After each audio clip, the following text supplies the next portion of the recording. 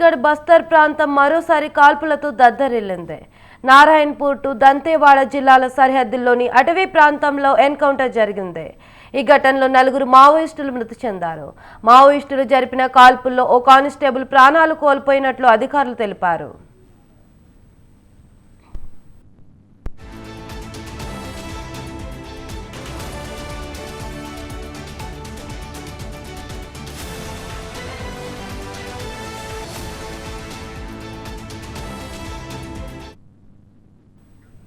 అబుజ్మాద్లోని అటవీ ప్రాంతంలో అర్ధరాత్రి డిస్ట్రిక్ట్ రిజర్వ్ గార్డ్, సిఆర్పీఎఫ్ బలగాలు సంయుక్త ఆపరేషన్ చేపట్టాయి. ఈ క్రమంలో భద్రతా బలగాలపై మావోయిస్టులు కాల్పులు జరిపారు. దీంతో భద్రతా బలగాలు జరిపిన ఎదురు కాల్పుల్లో 4 మావోయిస్టులు మృతి చెందారు. మావోయిస్టుల కాల్పుల్లో దంతేవాడ డిఓజీ హెడ్ కానిస్టేబుల్ కరం ప్రాణాలు కోల్పోయారు. ఘటనా స్థలంలో పెద్ద ఎత్తున ఆయుధాలను స్వాధీనం చేసుకున్నట్లు అధికారులు తెలిపారు.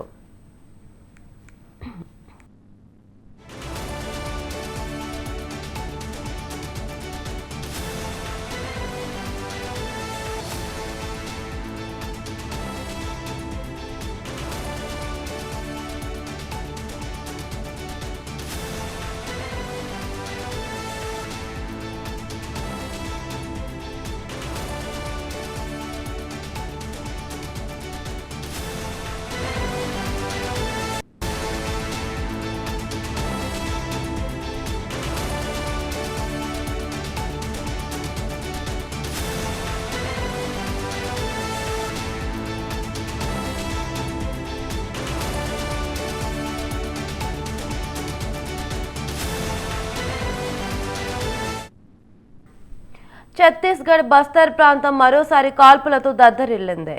నారాయణపూర్, దంతేవాడ జిల్లాల సరిహద్దుల్లోని అటవీ ప్రాంతాల్లో ఎన్కౌంటర్ జరిగింది.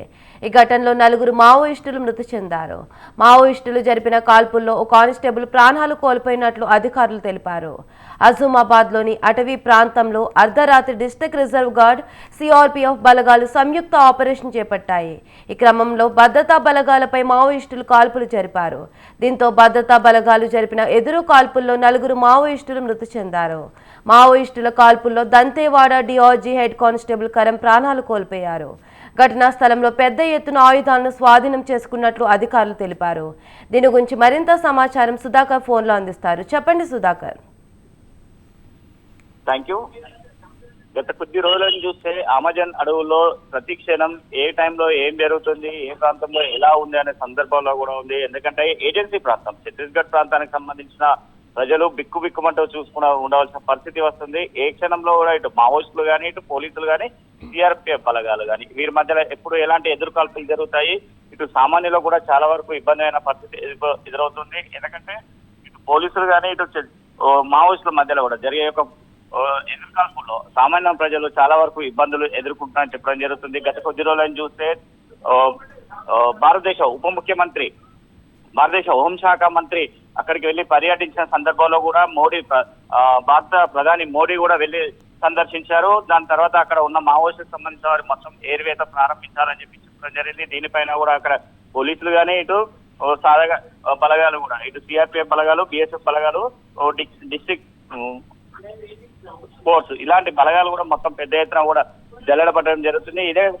ఇదే క్రమంలో చూస్తే ఛత్తీస్గఢ్ బస్తర్ ప్రాంతంలో రాత్రి జరిగిన ఎదురుకాల్పులో ఒక కానిస్టేబుల్ మృతి చెందడం జరిగింది. కానిస్టేబుల్ తో పాటు మరో 4 మావోయిస్టులు కూడా మృతి చెందారు. ఈ యొక్క మావోయిస్టుల సంఖ్య కూడా పెరిగే అవకాశం కూడా ఉంది అని చెప్పడం జరుగుతుంది. ఇదే కాకుండా చూస్తే ఇక్కడ కానిస్టేబుల్ కాకుండా మరొక వ్యక్తి కూడా పోలీసు బలగాలకు సంబంధించిన సిఆర్పిఎఫ్ బలగాలకు సంబంధించిన ఒక వ్యక్తి కూడా కాలుకు గాయమైందని చెప్పడం జరుగుతుంది. దీనిపైన పూర్తి సమాచారం కూడా తెలియవలసి ఉంది. ఎందుకంటే రాత్రి ఇది జరిగిన ఘటన, దాంతో పాటు ఈరోజు తెల్లవారుజామున కూడా మళ్ళీ అక్కడ ఎదురుకాల్పులు కూడా జరుగుతున్నాయి. ఒక ఎదురుకాల్పులో ఇప్పటి వరకు 4 మావోయిస్టులు మృతి చెందినట్టు అక్కడ బస్తర్ సంబంధించిన ఎస్పీ తెలియజేయడం జరుగుతుంది. అదే కాకుండా ఇంకా మృతుల సంఖ్య పెరిగే అవకాశం కూడా ఉందని తెలియజేస్తున్నారు.